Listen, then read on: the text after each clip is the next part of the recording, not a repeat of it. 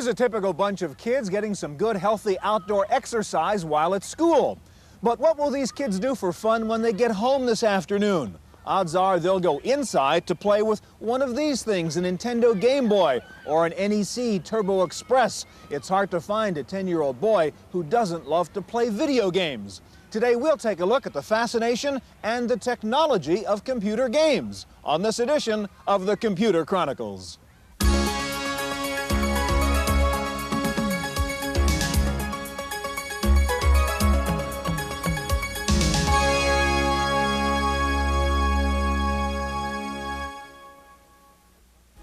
The Computer Chronicles is made possible in part by the Software Publishers Association, which reminds you it's a federal offense to copy software.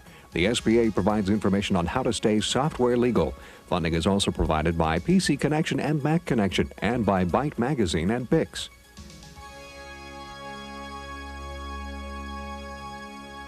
Welcome to the Computer Chronicles. I'm Stuart Chaffee, and with me this week is Paul Schindler. And Paul, we're playing the original video game. This is Pong in its first commercial version called Odyssey, and this goes back 14 years. And this was what a video game console used to look like. These are what the cartridges here used to look like. They weren't very complicated. This was the old controller. If you help me, though, we're going to jump ahead 14 years. And of course, this is Super Mario on Nintendo. Video games have changed quite a bit, obviously.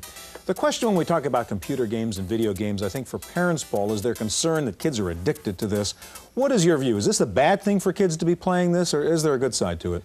I think there's a little of both, Stuart. I think, like all good things, video games should be taken in moderation. I have a 9-year-old and a 6-year-old, and I strictly limit their daily game playing time. Now, we don't happen to have a video game system, so they play games on the PC and on the Macintosh. That happens to be my preference because I think it builds familiarity with the way the system operates and with the keyboard. However, this isn't to say that I think video game systems are necessarily bad, because you're still working at the human-machine interface, developing comfort, and some people even say developing reflexes. Right. All right, well, we're going to take a look at the latest technology in video and computer games, both hardware and software. We'll look at the new Nintendo competitors in the video game console market, NEC's TurboGrafx and Sega's Genesis. And we'll see the newest generation of computer games on a CD-ROM. Now, lest you think this computer game business is just for kicks, Nintendo now holds a kind of national Olympics for players of Tetris, Super Mario, etc. We're going to start out with a visit to the Western Regional Nintendo Finals held recently here in Oakland, California. It was a dream come true for die-hard Nintendo fans. Over 10,000 of them packed the Oakland Coliseum when the Nintendo World Championships rolled in as part of a 9-month traveling extravaganza. The Nintendo World Championships, its first year out, was really an idea that's been conceptualized about 2 years ago, brought out by demand of the players themselves, who seem to be socially interactive. They want to know who the best are. They're playing against with their families, with their peers, their friends. This is a way to bring Nintendo out of the house and into a show and really give those kids the spotlight that they deserve. The players were divided into 3 age groups and competed in Super Mario Bros., Tetris, and Rad Racer.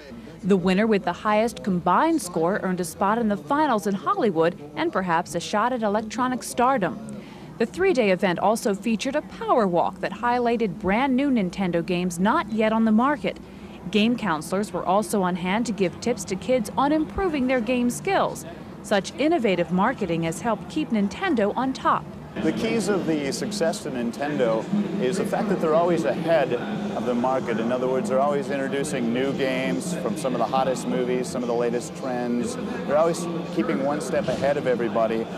Figures from Nintendo show it expects to sell fewer units of its entertainment system this year. But by the year end, Nintendo also expects to have a place in nearly 30% of all U.S. households. The company's success clearly lies in churning out the popular software titles to run on those machines. I think the success of Nintendo will go on forever, really indefinite, because it's like having a VCR in your home. Once you have the hardware, you have this choice of software. There's some over 450 games now, and with the Game Boy, there's some 700 games out there. So the choice will always continue once you have the game in your home. For the Computer Chronicles, I'm Kate McGargy.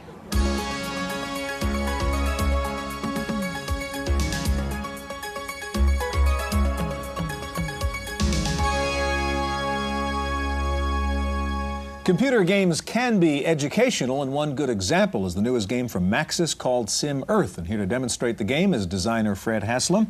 Also with us to show us the latest wrinkle in game software on a CD-ROM is Dave Reardon of Cinemaware. Paul? Fred, when you're designing a game like this, how do you balance the entertainment values versus the education values? In this game, we wrote something that we wanted to write that showed a lot of the basic principles of how the planet works. And we hopefully made something that would keep people entertained in the process. All right, give us a look at Sim Earth here. Many viewers are familiar with Sim City, and I take it this is sort of the next evolution, if you will, from there.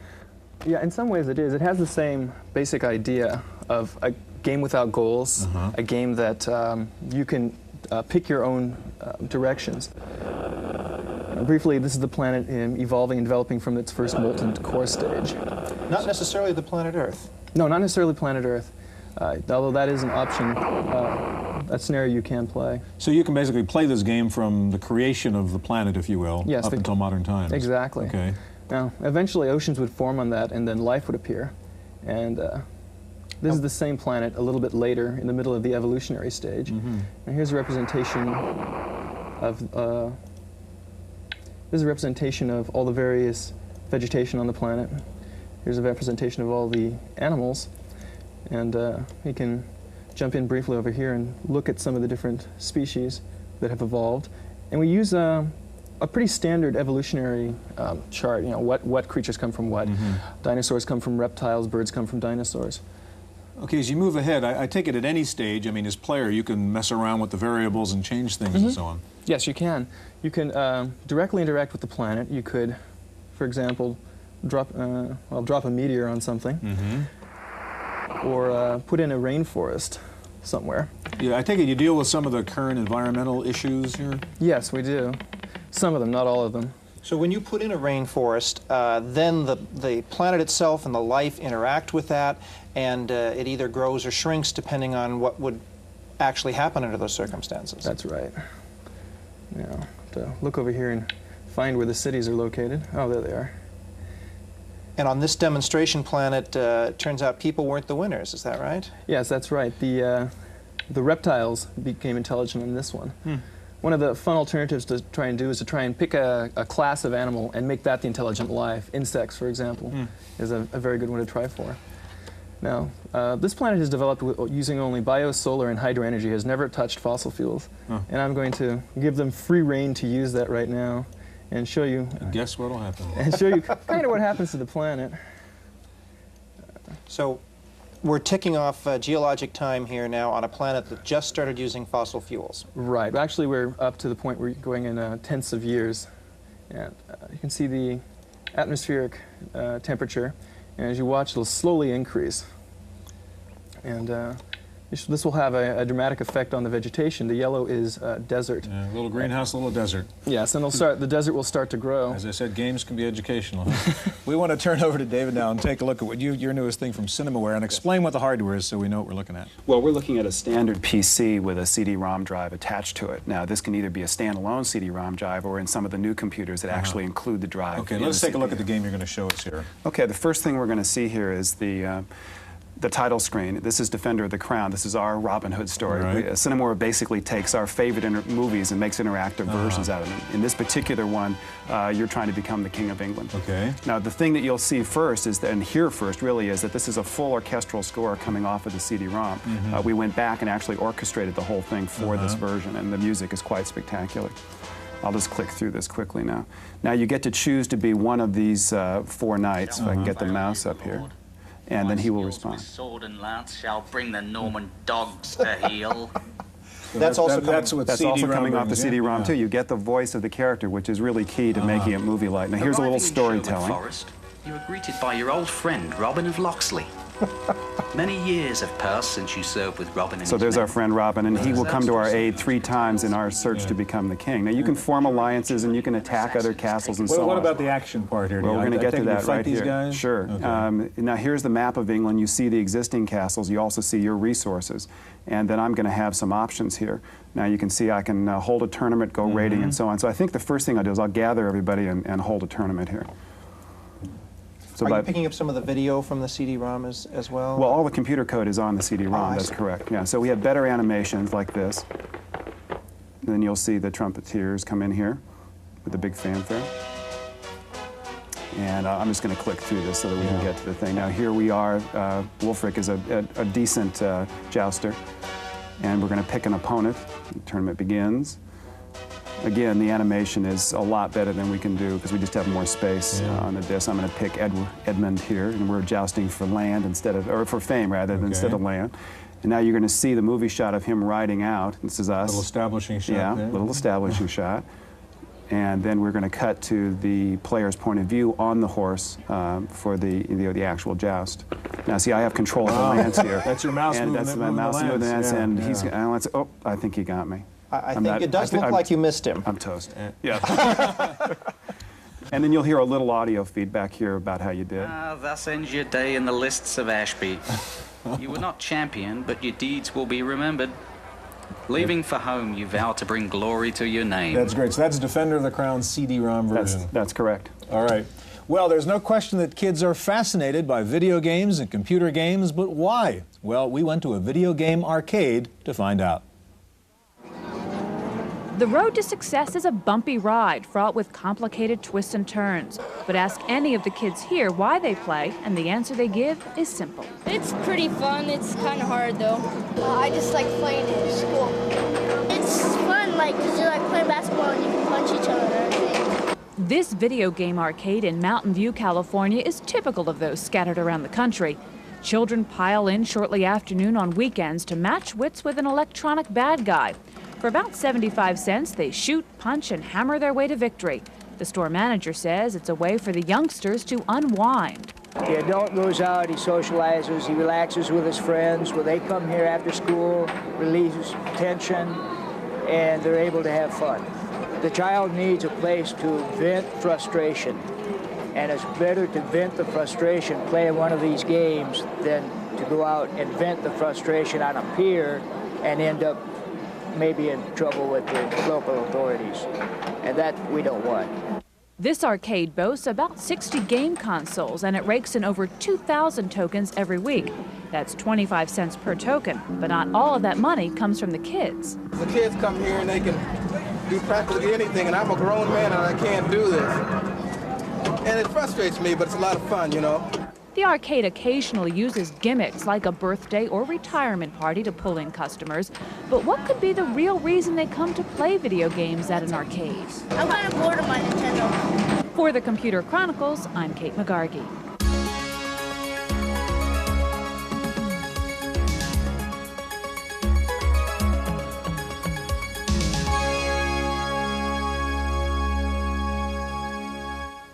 Well, Nintendo has sort of owned the video game market for the past several years, but new 16-bit game machines from NEC and Sega are challenging Nintendo. Here to show them off are Al Nielsen, Vice President with Sega of America, and also Bob Faber, Vice President with NEC Technologies. Paul?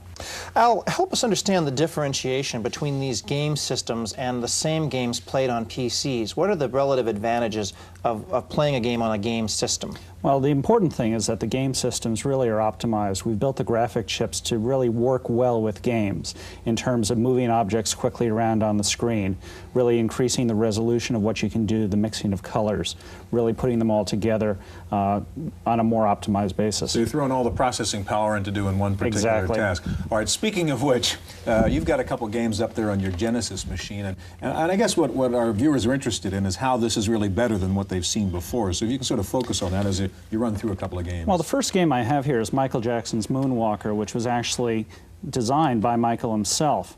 The important thing was really trying to make his animation-like quality, cartoon-like quality in a video game, not small moving characters. Show you what we've been able to do, and really, first of all, it's a new genre of video game, dance video games, or music video come to life. We put the quarter in and we start off here in the video game. Does 16-bit give you more detail, faster motion, better music, all of the above? Yeah. And first of all, you have real digitized voices. Michael's here is trying to save these kids who've been kidnapped. Listen to one of the girls. There she says, Michael. It's an actual digitized voice in the game. Michael's moves. First of all, the characters are much, much bigger, much more highly detailed. in terms of the types of things that you can go and do. Look at the backgrounds, very, very detailed. And of course, you really do recognize the personality of it. If you didn't tell me who that was, I could recognize that's Michael Jackson. It's not hard to tell that that's Michael. But all the fun things that you can go and do. One of the things that we've done in one of our commercials is really take Michael's videos and put Michael videos together with the game to show how realistic they are. Look at this guy here taunting Michael with the pool cue. You know he's bad and he's after him. You can't do that on an 8-bit system. In terms of pricing, what's the console cost and what do the cartridges cost each? The cartridges are $49.95 on average. The Genesis system here costs $189.95 for the game. Okay, we have one more game we have time to take a look at. If you Sure. could switch that over there, Al. The one game that we have is Mickey Mouse starring in the Castle of Illusion. Is this the first Disney character in a video game? Yes, on the 16-bit system. He has been on other video game systems over the years. But the important thing is this really demonstrates the capabilities of what you can go and do with the 16-bit system. Here's Mickey Mouse, and if you take a look, he really looks exactly like himself. We haven't gone and sacrificed any of the detail on the character at all. Is this new this year? This is brand new. It just started shipping within the last couple of weeks. And I want to show you just some of the wonderful animation here of Mickey. He's just walking along, and then the beautiful, brilliantly colored backgrounds as he walks in and the game begins. Here he is. So you're playing off the Disney animation heritage here. Exactly. Yeah, that's pretty classic. Now watch this. Yeah.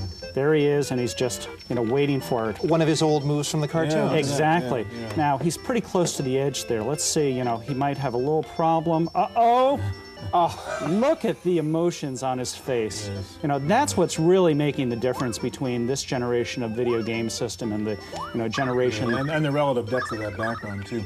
All right, you've shown us what 16-bit can do. I want to move over to Bob now and take a look. You've got a CD-ROM player, not a CD-ROM, but a CD player, in fact. Compact disc player hooked up to your NEC unit. We want to take a look at what additional capabilities that adds to a video game. What you're able to do with the CD player that's never been able to be done before is increase the graphical content and also have real live music, digital music and voice equivalent to what would be on a CD or on a video disc for graphics. So the whole game is coming off the CD. I mean, the graphics, the code, the music. That's right. We use the CD instead of a cartridge as the storage medium for the gameplay, and that comes off immediately into the system. And then the data for the music and for the voice and for the animation comes down in a streaming path from the disc. And what's that extra interface box cost? Is that very expensive to get into this? I'm assuming you already own a CD player. Well, you have to buy the CD player to go with the system. Right. It's $399. All right, I see the game is up here. And describe what's going on here. East, the ideal utopia. This is the introduction of the world East. And what's revolutionary about it is that we're able to have, as you can hear in the background, a real description from a person who brings the player into the game and into the world, and brings them in and gives them the sense of realism and a sense of a real community that hasn't existed before. So you've got a storybook reader here, which obviously you can't put on a cartridge. Exactly. Yeah. How much is the game? The game itself is $60 retail. And I guess you got pretty sophisticated graphics coming off that. They're coming off the CD also? That's right. They come directly off the CD. To the empty abyss of This is an adventure game? It's an adventure role-playing game. What it really does is push the technology of interleaving data and audio together. It's pushing the pioneer area. Are there many titles out now in the CD form for the NEC? We have 6 titles out now on the CD, and we'll have, beginning next year, 1 a month or more. Bob, we have just about a minute left, and I know you have one other cartridge, it's got a standard 16-bit game. If you could show us what that looks like on your NEC console. The second game is called Bonk's Adventure, and it's a real hit game. It's one of the biggest games of this year. Bonk is a lovable character, and again, he's taken advantage of the 16-bit Rather than a graphics. crude, faceless creature, what we have here is somebody that, in the same sense as a Warner Brothers Daffy Duck cartoon, shows some facial personality. That's right. He's got a real personality. You'll see what happens when he gets hit. His eyes get big. He uses his head. He's a cave dude whose only weapon is his head. Yeah, so really watching this, I mean, you're looking at, if you don't mind, a kind of Mario kind of thing, only but with more personality, more characters, which you're able to get in here with. That's with right. The 16 more bits. realism, more depth, greater colors. Okay. Guys, thank you very much. Well, what is the best game system, and should you let your kids play them? Well, we'll ask an expert in just a moment, so stay with us.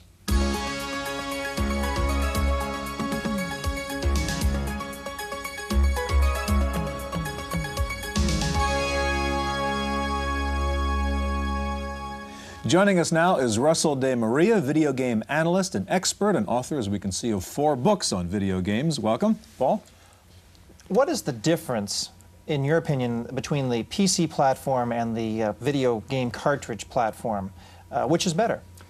Better is a hard one to answer. It really is a matter of what you want to play. There is some difference, and the main difference right now is in the complexity of games.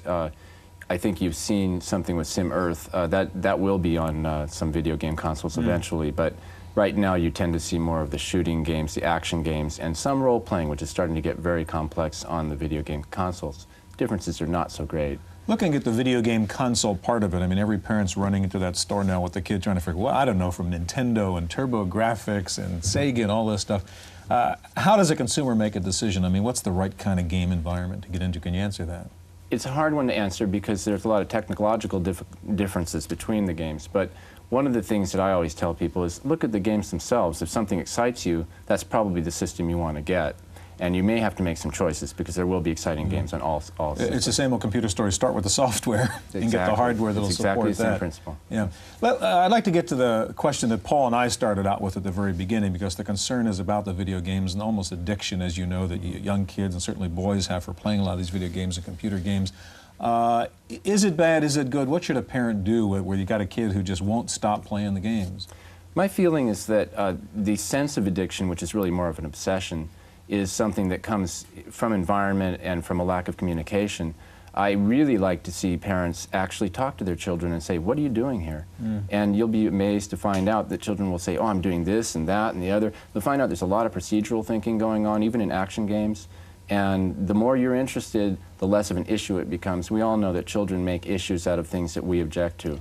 Do you limit the game playing of your own children? No, I've never had to. The only thing I limit is if they start to get too worked up in the game, get frustrated, I have them calm down and stop, slow down. But as far as the other thing, I have never had to. They play outside all the time and they only play games some of the time. Quickly, and last point, what about the violence in some of these games? Does that concern you?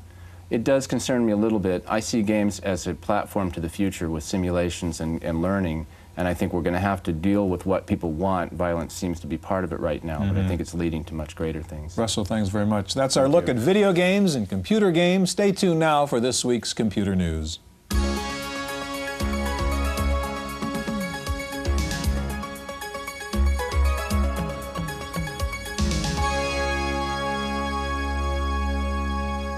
In the random access file this week, rumors are flying that Apple Computer will introduce several laptops in 1991, including a 7-pound color system. The lightweight portable is to be based on Motorola's 68030 processor and will have 8-bit color video technology. 7 major computer manufacturers, including Tandy, Fujitsu, and AT&T, are attempting to set a de facto standard for multimedia by releasing similar systems that support multimedia extensions to Microsoft Windows. The announcement means improved hardware support for a clearly defined multimedia platform. This should make it easier for software developers to create multimedia applications. Motorola's 68040 microprocessor is finally available. The million-transistor chip has been delayed almost a year. The 68040 chip has been plagued by technical difficulties, particularly with the multiprocessor functions. At the same time, Next Computer has started volume shipments of its 68040-based Next Station and the new Next Cube machine. 040 upgrade boards are also available for users of 030-based Next computers. Taking a look at this week's top 10 software titles for the Macintosh, Mac Connection reports that After Dark is in the #1 spot, followed by Disk Doubler. In 3rd place is Adobe Type Manager, and Semantic Sam is 4th. And in 5th place is Quicken for the Mac. Rounding out the top 10 are Correct Grammar, Mac Utilities, Microsoft Word, Where in Time is Carmen Sandiego, and Suitcase 2. Apple is trying to fix a bug that slows performance of complex applications in several Macintosh models. The bug is in all models of the Mac 2CI, 2SI, 2FX, and LC. Apparently, it only affects applications that place unusually high demands on the Mac memory manager. Toshiba plans to market several versions of a high-speed notebook computer with a processing speed 3 times faster than those currently available. They will feature a fluorescent side-lit display for greater brilliance. Toshiba also plans to introduce a new laptop with an advanced color display in the first quarter of 1991. Time now for Paul Schindler in this week's software review. One of the most popular uses for either the PC or the Macintosh is the creation of banners. Until now, the programs that created banners were fairly simple-minded. Banner Mania has changed that decisively. The big problem has always been dreaming up ways to make a banner unique. Now, they've taken care of that here by automatically cycling through many of your options, first in an animated opening screen. You have a choice of layouts: small over large, large over small, medium over medium. There's a variety of prepackaged color choices, or select your own, and the list of effects is seemingly endless. The program will cycle through them by itself if you wish. If the program gets close to what you want, lock down one aspect and just allow the others to change. You have the choice of a variety of fonts as well as a variety of effects within the fonts. Both the effects and the font list are so long they run off the bottom of the screen. There's also a number of ready-made banners as well. Banner Mania is $60 from Broderbund Software in San Rafael, California, and is available for both the PC and the Mac. For the Computer Chronicles, I'm Paul Schindler. Microsoft doesn't expect to release DOS 5.0 until sometime next year, but if you can't wait that long to find out about it, pick up Banton's new book, the PC Configuration Handbook. The appendix covers key changes, including a new utility enabling most of the operating system to be loaded into the high memory area or extended memory. The book also covers installation, which appears to be an easier job than in earlier versions. And finally, have you ever thought about how much a business meeting really costs? The Institute for Better Meetings has released a software program to tell you just that while you meet. The product, called the Meeting Meter, looks like an old-time taxi meter on your PC and updates the total fare every 1/10 of a minute. The fare is based on the meeting participant's actual or estimated salary. A budget can be preset, activating an alarm when the meeting has run out of money. And that's it for this week's Computer Chronicles. I'm Kate McGargy. The Computer Chronicles is made possible in part by the Software Publishers Association, which reminds you it's a federal offense to copy software. The SBA provides information on how to stay software legal. Funding is also provided by PC Connection and Mac Connection, and by Byte Magazine and Bix. For a transcript of this week's Computer Chronicles, send $4 to PTV Publications, Post Office Box 701, Kent, Ohio 44240. Please indicate program date.